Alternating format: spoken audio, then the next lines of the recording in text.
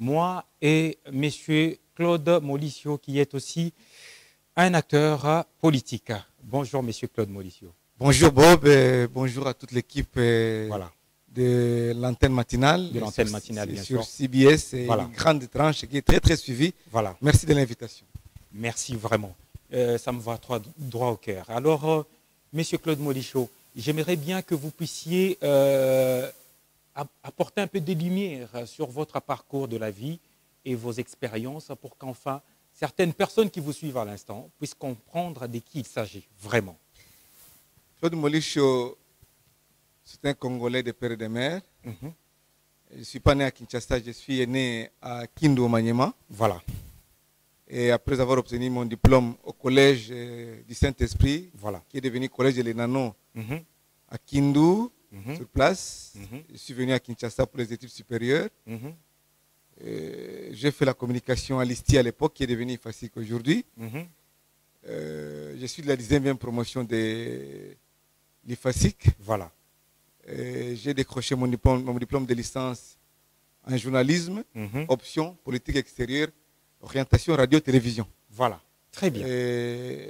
Claude Molicio, AMB, est fils de Joseph Molicio et de Joséphine Mayani. Wow. Donc je suis Congolais de père et de mère. Voilà. Et j'aime bien mon pays. Pas rwandais, je ne peux jamais faire, je souligne, ce que je ne peux jamais faire dans ma vie, c'est de changer la nationalité. Changer la nationalité. Je ne peux jamais changer ma nationalité congolaise. Mais c'est juste des papiers. Je suis jaloux. C'est juste des papiers, ça ne sert à rien, ça ne vous change pas. Même si on arrivait à avoir la double nationalité, à accepter la double nationalité au Congo, je ne trahirai jamais mon pays. Je resterai toujours congolais. Et vraiment, jusqu'à mon dernier souffle sur cette... Selon Claude Molicio, vous pensez qu'on peut trahir les pays lorsqu'on prend l'initiative d'aller changer de nationalité? C'est juste des papiers. Parce qu'il y a des différentes raisons, des gens qui arrivent à changer les nationalités. Il y a des gens qui vont en Europe pour se faire réfugier parce qu'il y a une raison ou une autre, une raison fausse comme réelle, et qui fait en sorte qu'ils puissent aller en Europe pour avoir des documents. Il dit que non, j'ai été menacé, tout ça. Non. Moi, même si je suis menacé dans mon pays, je resterai toujours congolais. Vous avez aussi un parcours politique un peu vaste. Hein? J'aime la politique. Je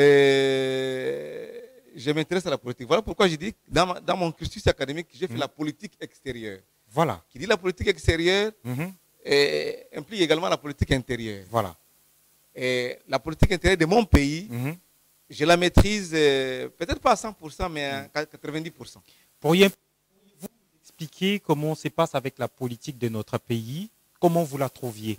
Ça, j'aimerais que ça doit dépendre de votre façon de voir, votre perception, votre manière de comprendre cette politique. Tout à fait. La politique interne de la République démocratique du Congo a toute une histoire. A toute une histoire parce qu'il faut rentrer jusqu'à l'État indépendant du Congo, jusqu'à l'État belge et Congo belge, et jusqu'à l'indépendance, et puis les 5 premières années de Kassavubu. Mobutu est arrivé avec 32 ans. Mzee Laurent Désiré Kabila est venu avec 3 ans. Joseph Kabila Kabange est arrivé jusqu'à Félix Antoine Tshisekedi Tshilombo aujourd'hui, 3 ans.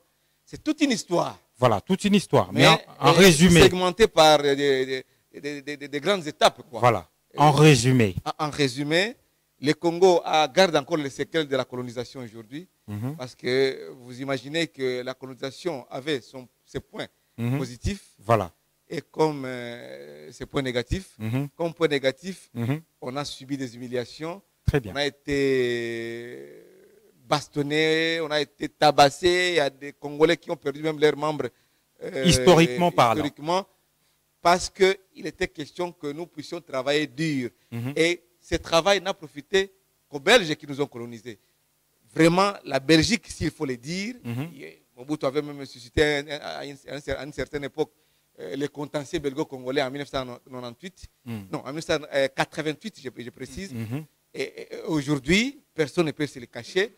La Belgique est construite par les ressources de la République démocratique du Congo. Très bien. Oui. Très bien. Avec ce qu'on appelle le Boken et puis et les ports d'Anvers est témoin. Voilà. Tout ce que ces ports accueillaient qui venaient du Congo belge. Vous allez continuer avec les commentaires, mais j'aimerais vraiment faire entrer une partie de réflexion sur vos commentaires, bien sûr. Donc, puisque vous avez parlé de la Belgique, vous avez été fouetté, Oui, hein, rôti à la broche, fouetté en public. tout à fait. Mais vous avez remarqué que depuis que vous-même, vous détenez le rôle de grand gouvernant, où en êtes-vous maintenant?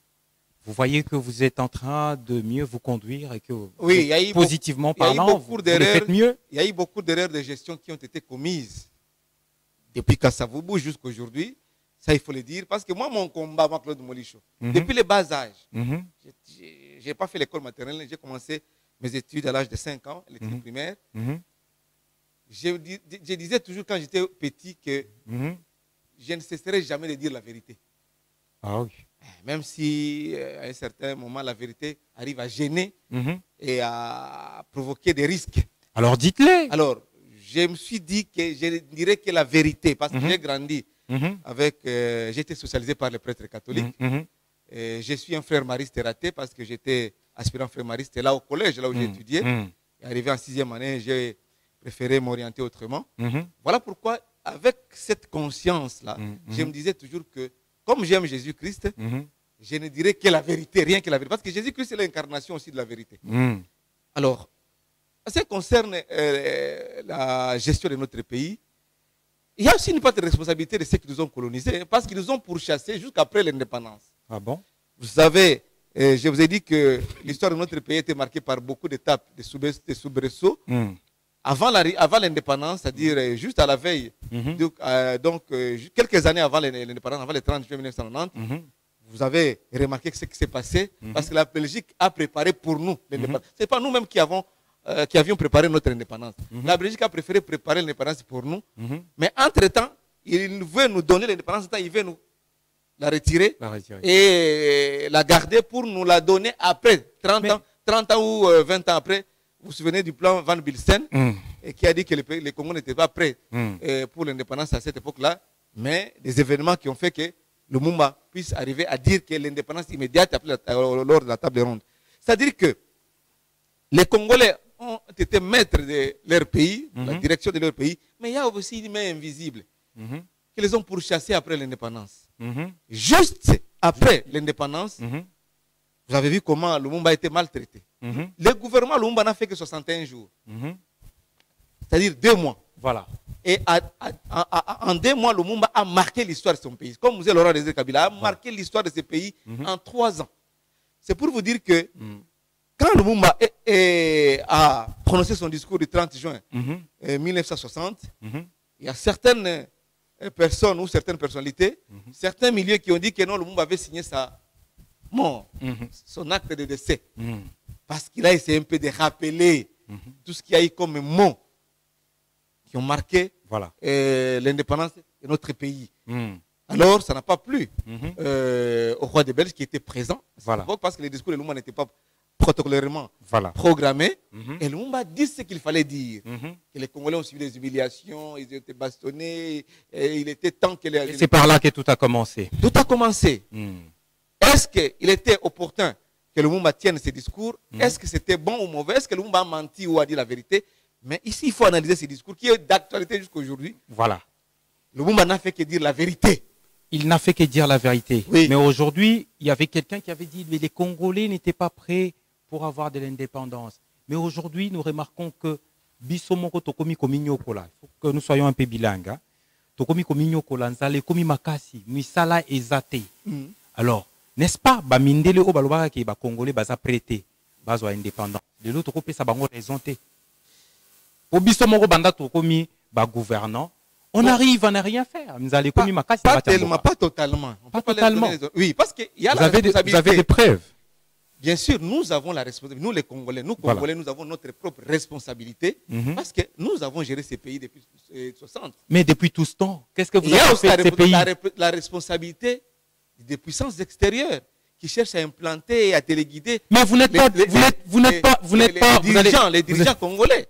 Ça, c'est une responsabilité qui n'est pas à extirper, à exclure. Il faut tenir compte de ça. Mais vous n'êtes pas des esclaves pour que quelqu'un d'autre qui a presque le même âge que vous vous dise ce que vous devriez faire. Voilà. C'est ce qu'on appelle la prise de conscience. C'est ce que le Lumumba avait dit. C'est ce que M. Laurent Désiré Kabila, moi et Wachuma, héros national, avait dit aussi.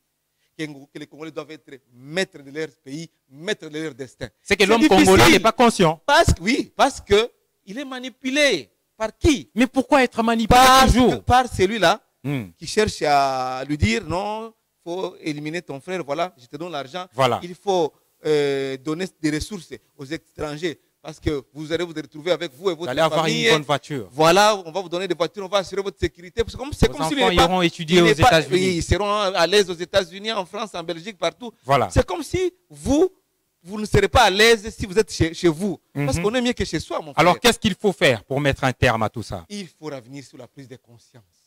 C'est très, très fondamental. La prise de conscience. Les jours où les Congolais arriveront à prendre conscience de leur destin, parce que Dieu nous a tout donné, mon frère. Tout donné. Même la pluie là. S'il faut aller au Niger, il faut aller au Mali, au sud de l'Algérie. Voilà. Les gens n'ont pas de pluie. Prendre conscience. Ils pleurent pour avoir des pluies. Mais nous, Dieu nous a tout donné. Voilà. Mais l'Occident, comme il voit que Dieu a tout donné au Congo, voilà. il faut manipuler quelques Congolais. Voilà. Pas tout le monde. Quelques Congolais sont manipulés. Quelques Congolais seulement. Oui. Pourquoi? Parce qu'ils cherchent qui sont dans les gouvernements. Les dirigeants, je parle des dirigeants. Les dirigeants. On ne peut pas amener quelqu'un aussi au bien de Kimbelangundu pour qu'il soit manipulé. Non, c'est la question, la responsabilité de ceux qui sont en veste. Oui. Voilà. Ceux qui sont en cravate, en costume. En cravate. Ce sont ceux-là qui sont manipulés de la puissance. Voilà. Et qui nous donnent cette situation d'avilissement, de pauvreté, de précarité. Parce que les pays... Parce que même Kagame a dit à la télévision que les problèmes des Congolais est internes. Non, Kagame c'est aussi quelqu'un qui est manipulé et qui manipule aussi certains Congolais. Oh là là. Je vous dis, moi mon combat c'est de dire la vérité. Voilà. Imaginez-vous, pendant que nous n'avons pas des usines de transformation, nous n'avons pas l'électricité ici à Kinshasa, 24 heures sur 24, voilà. Vous allez signer un contrat avec les Rwandais pour qu'ils puissent donner de la valeur ajoutée à nos minéraux. Ça, c'est l'inconscience. Et qui ont fait cela? Ce sont les Congolais. Et ici, nous produisons des chômeurs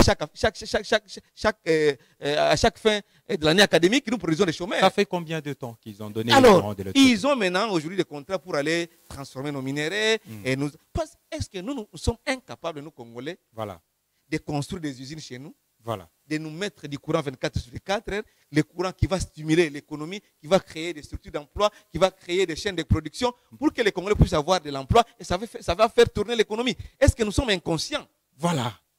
Voilà ce que je trouve que la responsabilité des Congolais. Quand vous êtes manipulé, mon cher, vous ne parviendrez pas à être libre. Voilà. Et le Mumba est venu avec les discours de liberté. Vous allez Laurent Désiré Kabila comme Joseph Kabila Kabange, ils sont venus avec les discours de liberté, mais les autres ne font que vraiment chercher leurs intérêts, oui, détruire ces pays. Voilà les pays là où nous sommes. Nous sommes même incapables de nous donner du courant électrique à Kinshasa. Seigneur. Pas aussi à Mupompa ou à Kimbelangundu, mais nous sommes dans la capitale. Botalabanzela. Talabanzela. C'est grave. Encore, vous ajoutez encore RAM. Voilà, RAM. Parce que qui est qualifié même d'escroquerie par eux-mêmes les députés et les sénateurs. Et aujourd'hui, on est incapable de nous sortir là, de nous sortir de cette taxe imaginaire, sans fondement, sans base juridique. Et nous sommes en train de croupir dans la misère. Et ces gens-là qui nous manipulent sont en train de produire des rapports. Voilà. Vous vous souvenez du rapport du Programme alimentaire mondial qui a dit qu'un tiers de la population congolaise vit dans la misère. Pas la pauvreté, la misère, c'est-à-dire que la famine, c'est-à-dire que vous n'avez même pas l'espoir de manger le lendemain. Voilà, qui dit vrai, si nous allons parler à la page de l'actualité, nous allons parler de la contradiction entre les ministres de Finances, qui est Nicolas Kazadi, et le président de la CENI, Denis Kadima. Donc, on a parlé du frais de 30 millions de dollars. Plus de 30 millions de dollars qui a été remis à la CENI. Et les frais d'installation, les frais d'installation et les frais de fonctionnement. Alors, il y a une contradiction. L'autre a dit, Mbongo wanate. L'autre a dit, Mbongo. Alors, Mbongo qui dit vrai? C'est la grande question. Et la question mérite d'être posée. Parce que la toute première sortie médiatique du président de la CENI, qui est contestée d'ailleurs parce qu'il n'est pas là par la volonté des chefs de confession religieuse, par la volonté du peuple congolais. Il est là parce qu'on veut s'imposer au pouvoir, on veut imposer la dictature aux Congolais.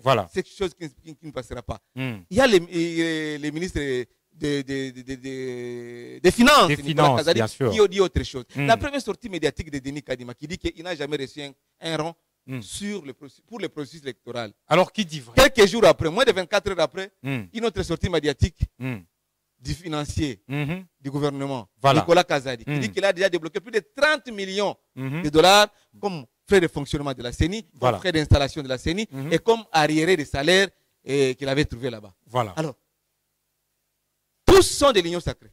Aïe. Alors, nous ne savons pas si réellement, Voilà. dans leur cercle d'union sacrée, qui dit vrai, qui est en train de flouer le peuple congolais. Donc jusqu'alors, vous ne savez absolument rien. C'est ça.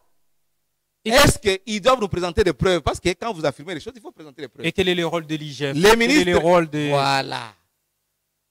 La CENI, on affirme autre chose. Voilà. Et les ministres des Finances affirment autre chose. Et le peuple est dans le flou. Parce qu'aujourd'hui, s'il faut voir le nombre de jours qui nous restent pour fin décembre Voilà. 2023, des questions méritent d'être posées pour savoir si réellement nous aurons les élections libres, démocratiques et transparentes dans ces pays. Parce qu'il n'y a pas de signaux qui indiquent que réellement nous irons vers les élections. Voilà. Allez revoir les choses. Il y a des lois qui doivent être votées, examinées, votées, promulguées, des lois importantes. Il y a des moyens financiers qui doivent être débloqués. On ne voit rien. Alors, aujourd'hui, cette guerre-là entre Denis Kadima et Nicolas Kazadi, qui sont tous des lignes sacrées, je ne sais pas qui dit vrai, qui dit vrai, qui ne dit pas vrai. Voilà. Alors, moi, je me pose des questions à propos de, je pourrais appeler ça, vous allez permettre que j'appelle ça toutes ces manigances. Peut-être, ça ne sera pas fort probable qu'il n'y ait pas, vous voyez pas que ça commence déjà à tâtons, qu'il n'y ait pas peut-être élection. Est-ce que ça ne sera pas fort là, probable? Ça sera plus grave encore davantage. Parce qu'il n'y aura plus les peuples congolais fatigués. Je vous ai parlé des rapports du PAM, Programme alimentaire mondial, des Nations Unies, tout, parce qu'aujourd'hui la misère est profonde au Congo. Voilà. Pendant que Dieu nous a tout donné. Alors, comme ceux qui nous dirigent veulent se maintenir coûte que coûte au pouvoir, et il ne faut rien pour le bien du peuple, parce que ce sont eux qui nous ont amené le peuple d'abord. Est-ce que les lots, au temple de la Kinshasa, au Koyoka sur le peuple d'abord? Et si Kabato a dit, vraiment le peuple est bien servi par ceux qui nous dirigent. Est-ce que Koyoka sur le peuple d'abord? Koyoka sur le peuple d'abord? Ils ont mais les ministres d'abord, les députés d'abord, les présidents d'abord, tous ceux qui nous dirigent d'abord, les PDG d'abord, pendant que nous apprenons des détournements, des dépassements de par-ci par-là, et le peuple est en train de regarder. Matembelezate Akulia. Matembelezate. Thomson a été Thomson otobana obwaka na Kinshasa. Au moins en décembre, on va dire poulet béton. Tokolia Thomson ti tokotonda ni Thomson ya miso ya rouge to monité ni Thomson ya miso ya pembe to monité ni poulet béton to monité. Pas toujours d'emploi pour les jeunes jusqu'alors. Papa, les indicateurs économiques sont au rouge. Aujourd'hui, les professeurs d'université sont en grève. Ils ont dit qu'ils ont perdu 40% de leur pouvoir d'achat. Nous sommes sérieux dans ce pays. Et moi, mon combat, c'est de dire la vérité. Voilà. Nayaki a kofinga bakonzité, nayaki kofinga mututé, nayaki tout a mututé, mais les pays nous appartiennent tous. Voilà. Parce que quand vous êtes dirigeant, vous avez le devoir, l'obligation, de rendre compte avec le principe de la redevabilité. Mais au Congo, quand on est au pouvoir, on pense que Mboke comme Yayo, Okolia Nengolingi, Okosana Mbongo Nengolingi, Okosana Nengolingi. Les pays appartiennent aux Congolais et tout le monde. La loi doit sécuriser tout le monde. Nous sommes égaux devant la loi, nous tous. Voilà. Alors, quand vous êtes au pouvoir, vous devez penser à ceux qui vous ont donné ces pouvoirs. C'est le souverain primaire, c'est le peuple congolais. Voilà. Mais aujourd'hui, les peuples d'abord, ils ont Banzela, ils ont courant, ils ont Maya comme les ont classe peu au fêlé, ils ont Kenyana maman et mon soin de santé à Malonga, ils ont donc le peuple est délaissé. Voilà. L'IGF et les ministres de portefeuille impliqués dans le détournement et il y a surfacturation et les services auprès des fournisseurs de l'ONATRA. Je pense que vous êtes au courant de cette information. J'ai suivi l'information et j'ai quelques détails parce que c'est selon mes sources, parce que je suis allé vérifier même l'information. Voilà. On m'apprend que le président du conseil d'administration de l'ONATRA est aux arrêts. Les DG de l'ONATRA est aux arrêts. Sur base du rapport de Gilles Allier. Oh là. IGF a mené ses enquêtes comme d'habitude. À Monique, on a surfacturé qui devait coûter à la République 2 millions de dollars, bango va gonfler les chiffres frauduleusement dans l'intention aux Zambongo, et comme 7 millions de dollars. Oh là là. Maintenant, l'IGF a lobby ministre à portefeuille, Maman Adel Kainda, parce qu'il faut que je la cite. Ils ont été ayebi dossier wana. Ayebi mdenge nini batuana ba gonfler motolo izaki à 2000 et comme 7 millions, 2 millions et comme 7 millions. Ba DG on a tra na PCA ya on a tra qui sont aux arrêts aujourd'hui parce que les inspecteurs de justice ba kenege au Kanga. Alors, maintenant, nous disons ceci. Il y a la responsabilité. Vous savez que l'ONATRA, c'est une entreprise publique transformée en société commerciale, mais jusqu'aujourd'hui, l'État garde la part des capitaux. On a ouvert les capitaux, bien sûr, mais il n'y a pas encore de capitaux privés, parce que depuis, va libéraliser, comment on appelle, va transformer la société d'État comme la société commerciale, comme SNEL, Régie des eaux, ainsi de suite. ONATRA, il n'y a pas encore de capitaux privés. L'État garde encore toutes ces entreprises. Donc, la double tutelle a toujours son importance. C'est-à-dire que le ministre des Transports a la tutelle technique et ONATRA, tutelle administrative est relevée dans le ministre à portefeuille. Bien sûr. Le ministre à portefeuille doit répondre. Le ministre des Transports doit répondre. Elle doit venir. Oui, répondre. Elle doit parler. Mais comme les alliés Makambouya Bango a union sacrée, Bango Makate union sacrée. Ils se sont. Mais Alingé, ceux qui ont été proche à Kabila. Parce qu'Alingé, Alinga proche à Kabila. Un mal propre là, parce que voilà. Nous sommes les péchés, surtout, voilà. Alors, philosophie. Je sais bien que Alingeti, il n'a pas la mission d'arrêter. Voilà. Mais il a transmis le dossier à qui des droits, c'est-à-dire la justice congolaise, PGR, et puis, Moussou a transmis la tutelle la présidente de la République. Voilà. Mais il faut que le ministre de tutelle va répondre.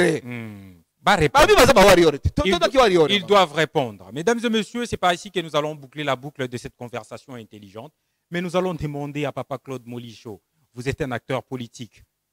Vous êtes un acteur politique et social. Je suis coordonnateur national des communicologues du 3e millénaire. Voilà, très bien. Nous allons chuter par cette dernière question.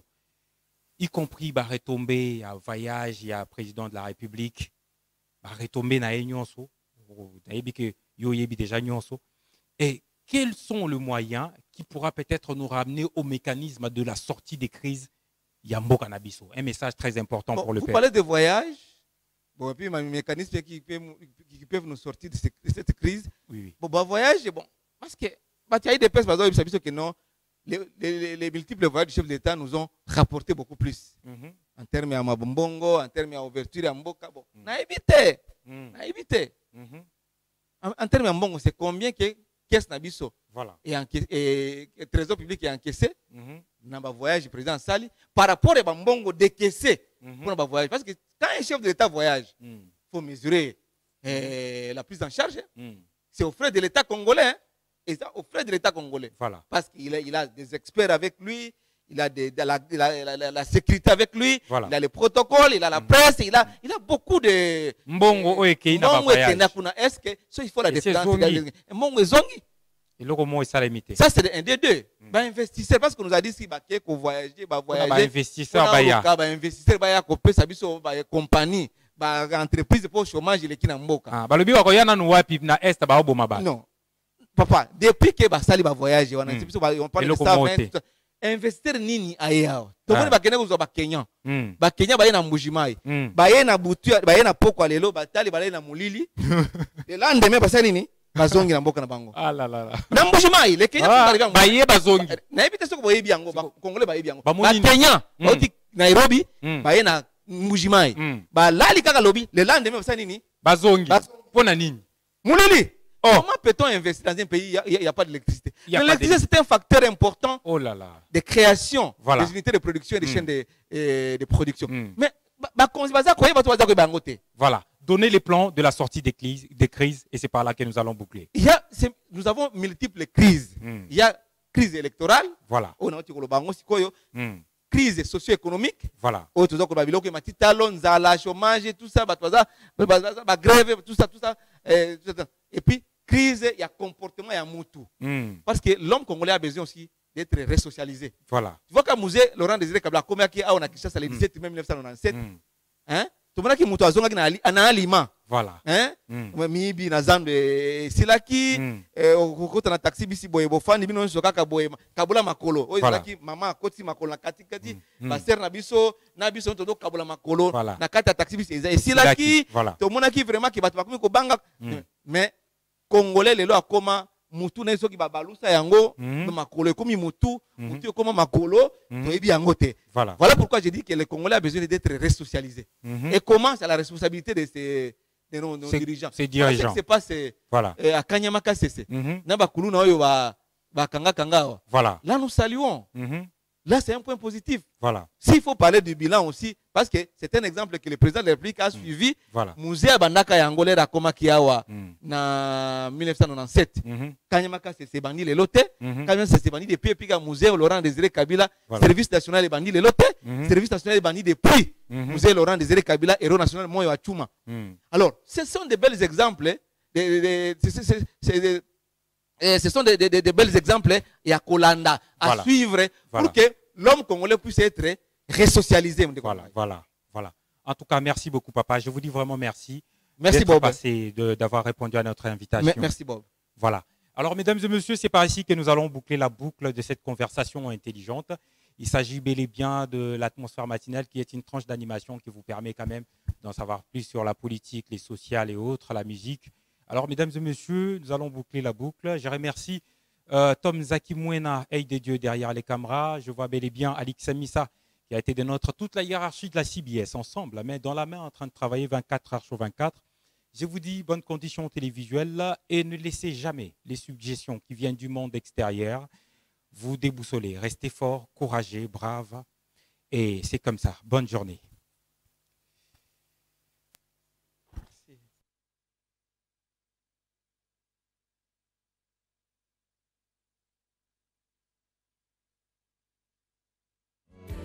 There's a place in your heart, and I know that it is love, and this place is much brighter.